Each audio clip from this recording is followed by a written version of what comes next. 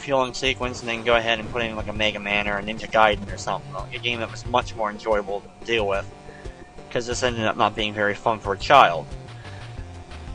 Now as far as this level, continuing this level, I really would give a strategy, but there really is no strategy. Dodge the enemy fire.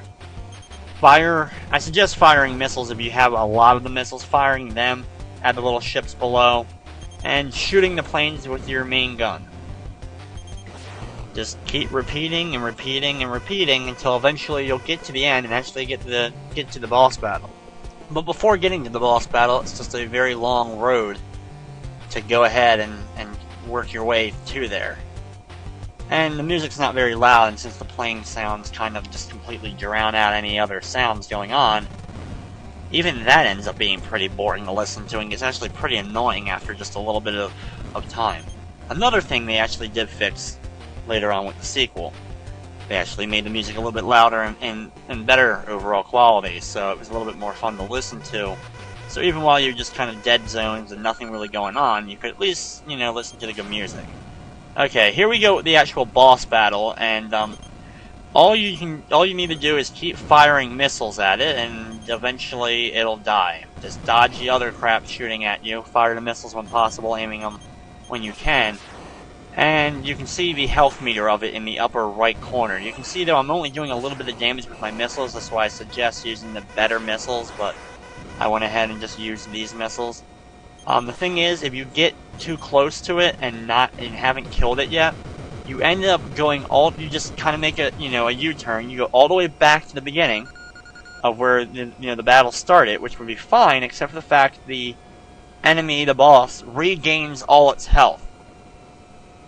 Your same missiles, you don't gain your missiles back, but the enemy completely re-heals itself. As we are now at the great landing sequence once again. But I mean seriously, I don't understand it. It makes no sense to me why the boss would just go ahead and regain all its health. I mean, I didn't really leave the room. I didn't fail the mission. I just got too close. I mean, think about it, like if like Star Fox, for example. If you got too close to the enemy, to the boss, and you have to, turn around or whatever because the boss passed you, or you went past the boss or whatever. I really like it every time you had to turn around, the enemy regained its health fully. Now, granted, for the most part in Star Fox games, if you press the button fast enough, there should be no reason to go past them, especially when you mastered Star Fox. But still, it would be definitely an annoyance every couple of seconds if you didn't lock onto the enemy. You stopped locking on for just a brief second, and all of a sudden it would have regained all its health. I mean, that would it would make the game terrible, which is one of the other reasons that this game isn't very good. Which is something that I don't think a whole lot of people actually talk about too much. And the reason why I think they really don't talk about it too much is because most people don't get past the freaking fueling sequence. And since they really don't get past the fueling sequence, you can't really complain about something unless you've actually seen it. And that's definitely another one of the fatal flaws about Top Gun, is that whole boss energy respawning thing.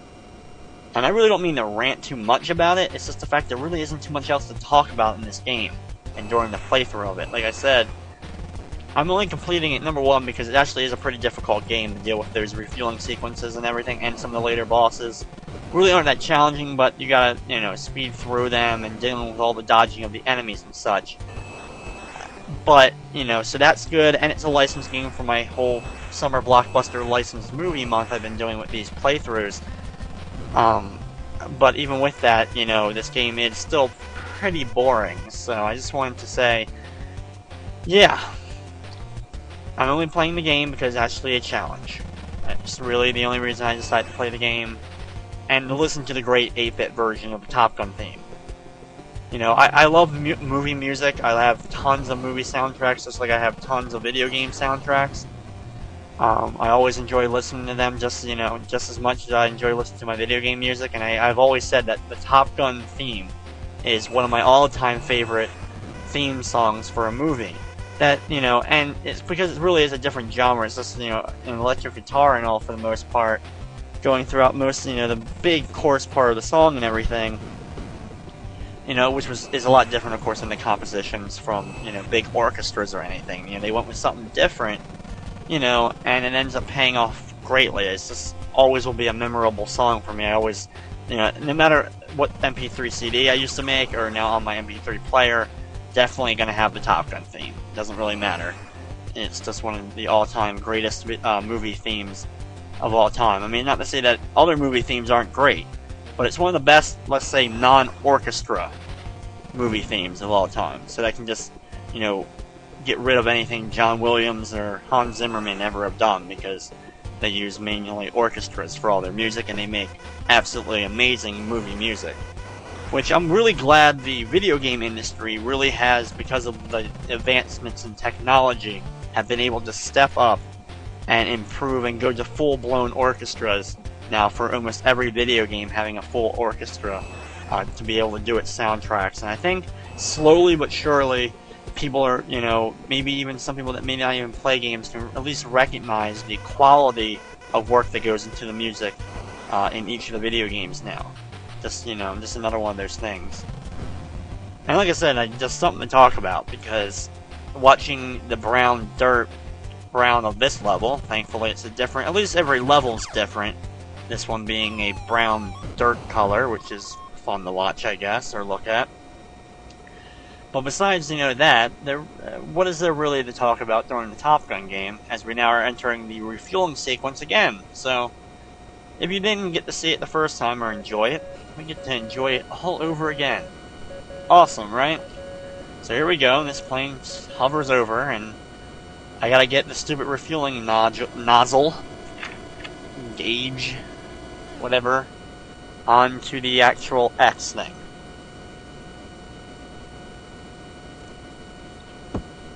If I am too far off, of course, the thing will end up leaving me if I can't actually hook the stupid thing on there. Come on, I can get it. Almost there, come on, just a little bit farther. You know you want to hook on, for God's sake. I mean, come on, you don't want to just leave me here stranded again, like you have in so many of my other runs of this game. You can hook on. God, come on, just hook on!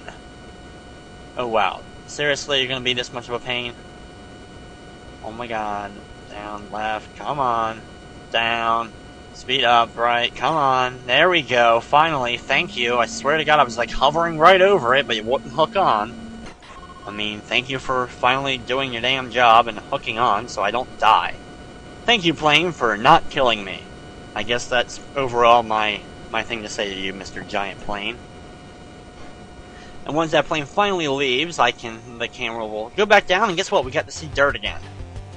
Great and wondrous dirt. Brown earth. Or in this case, an awful tan color that's not quite dirt to me. It may be the desert. That's just okay. It's the desert. We'll leave it at that. It's sand. That's good enough. But there's a lot of low-flying clouds. I really don't know how high up in the air I really am. I know I have my altitude here, which to me, I really don't know. Then if I can see the ground still, I must not be that high up. So there's tons of clouds flying at me still. And in this level, though, the only things that really have changed is the boats got replaced by tanks, as well as we do have that third enemy shooting at us from the ground as well. That was really the only thing that changed up. So by not really explaining what happened between levels or anything, I really didn't miss anything. It's just that there's ground tank missile launchers replaced the things that we have been fighting, which were the giant ships on the ocean level. Once you get used to dodging the missiles as they get fired at you, being able to either shoot them, A, shoot them before they get to you, or B, just avoid them altogether, that's when you can really start mastering the game, and you find that, wow, this is actually not that challenging. It just comes down to learning the timing on how to avoid the missiles and know when you absolutely must hit them, and when it's time to say, screw it, let me move in the opposite direction to get the hell away from these missiles. As you see, my radar is kind of acting up as I have like a couple of blips on it there that were like glitching for a second. And take out this stupid guy in the bottom. Good thing is I think we're almost at the end. There we go. I thought we were at the end almost. So here we go with the second boss battle, which isn't really exciting or anything, but just gotta shoot it from afar here, just like I did the first one. Like I said, the better the missile, the more damage you can end up doing to the stupid enemy. so it's best to use the better missiles, but I felt like having more missiles instead of better missiles, I guess, just to take out more planes, but that's really because I've gotten used to taking out this thing. Come on, one more. There we go. It's taken care of, it explodes, nice little explosion, and somehow as soon as we get in the air, the desert dirt is no longer there, and somehow we're right back over the ocean. I guess it was right at the very edge, so it begs the question, if we were left from an aircraft carrier in the middle of the ocean, and somehow we're over the desert or whatever, and then we go through a very long desert, take out a target, and then we have to land on a different aircraft carrier on the opposite side. So it really, I have the question, why didn't they send an aircraft from this aircraft carrier, go destroy that base, which is apparently, 2 seconds away from this thing, and just leave me the heck alone? I mean, I guess it really wouldn't make much of a game, but it would have saved me the trouble of having to fly over